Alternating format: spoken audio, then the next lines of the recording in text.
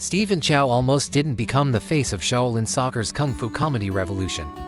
Before this movie, he was already Hong Kong's king of deadpan, but he had a secret obsession, blending slapstick with fast CGI martial arts. A fun behind-the-scenes fact. Chow insisted on testing many of the wire stunt setups himself. He wanted to know if each exaggerated kick still looked real enough for comedy, even though he'd probably never used the raw footage. Members say he would stay late rehearsing comedic timing with extras just to get a 2-second reaction shot perfect. Shaolin Soccer was also the first Hong Kong movie to fuse full CGI effects with martial arts humor, setting the foundation for Kung Fu Hustle and inspiring dozens of later parody films. For Chow, this movie wasn't just a project, it was the beginning of a whole new era of filmmaking. And Man-tat wasn't just Stephen Chow's longtime on-screen partner, he was the heart of the production. But here's something hilarious, Tat didn't actually like soccer at all. The crew had to explain basic soccer rules to him before every game sequence. But the emotional scenes, Tat nailed them instantly. Why? Because his character's story mirrored his real life.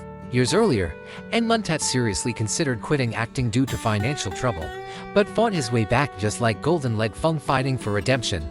During filming, he brought snacks to the younger cast, told jokes between takes, and often acted like the unofficial comedy dad of the set.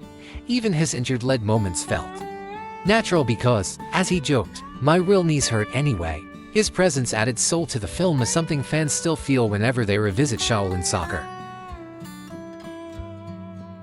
Before Shaolin Soccer, Vicki Zhao was already a phenomenon thanks to My Fair Princess.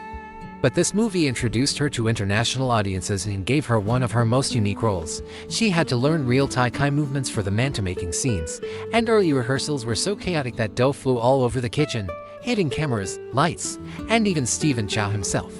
The whole crew laughed so hard they had to redo multiple takes.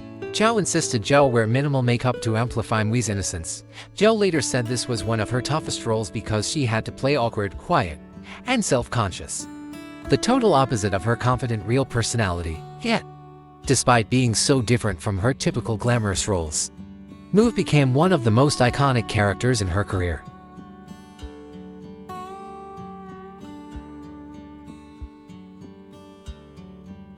Patrick Say, the legendary actor and father of Nicholas Say, brought pure intimidation to the villain role.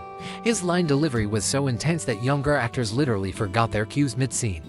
Stephen Chow once told him, "Just be yourself, you're already scarier than the special effects." But behind the scenes, Patrick was calm, humorous, and surprisingly gentle. He often shared cigars with senior crew members and offered acting advice to younger castmates. His old-school style grounded the movie during its more chaotic CGI-heavy shoots, especially during the massive stadium scenes. He may have played Shaolin Soccer's biggest villain, but on set, people adored him.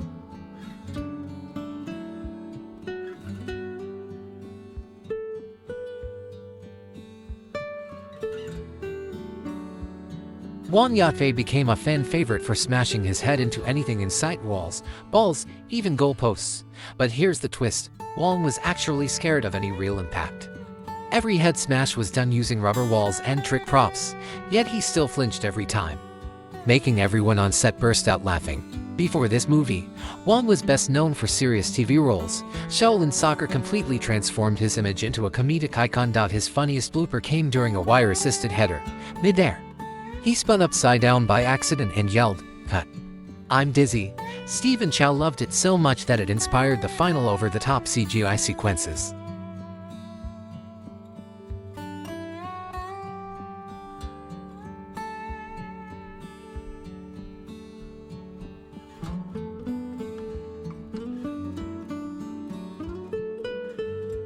Mak Lam was the real martial artist of the group. His ground-spinning leg moves were legit, but filming them was tougher than it looked. The surfaces were so rough that he tore multiple pairs of pants sliding across the floor. Despite the pain, Mak performed every spin flawlessly. A little-known fact, he was more known for stage work before Shaolin Soccer, and this film launched him into action comedy roles afterward. He also became an official on-set stretching coach, teaching the cast and stunt team how to limber up for their scenes. Everyone joked that he was the only one who looked like a true kung fu practitioner.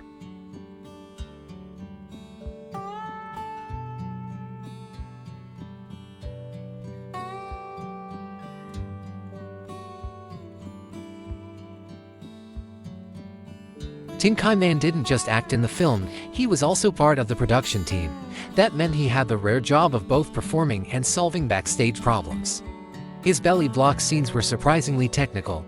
Special padding and air pockets were hidden under his shirt so the soccer ball could sink into him in exaggerated slow motion. A classic on-set joke, Tin loved eating between takes and said it was method acting. Stephen Chow teased him by saying, "You're the only actor who gets paid extra to snack." His calm personality and experience kept the production running smoothly during high-pressure sequences.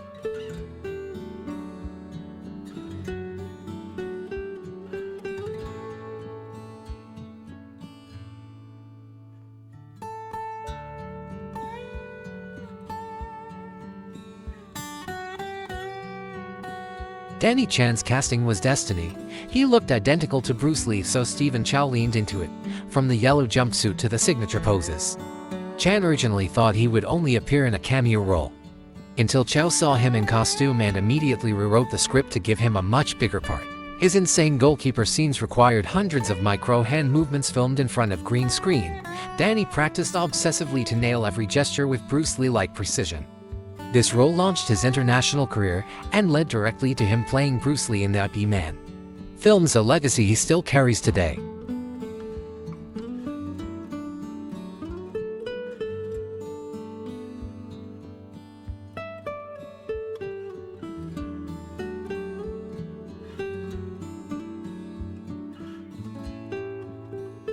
Lam Chi-chung's flying scenes look effortless, but behind the scenes, Lam was actually the least athletic cast member. His wire work was so challenging that 3 stuntmen often had to hoist him into the air. He joked that each take made him feel like a giant dumpling being hung up to dry. Lam is also one of Stephen Chow's closest collaborators and later became a director himself. Many of his funniest lines in the movie were improvised, and Chow adjusted several scenes just to keep Lam's comedic timing intact. His cheerful personality made him the emotional glue of the Shaolin Brotherhood behind the scenes.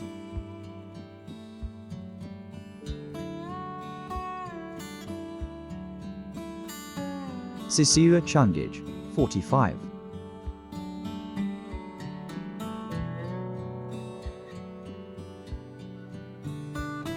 Karen Morkage, 55.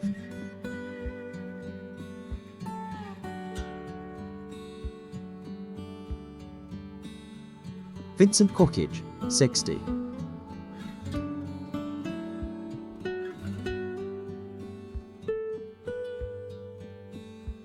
Wen Hui Heech, 44.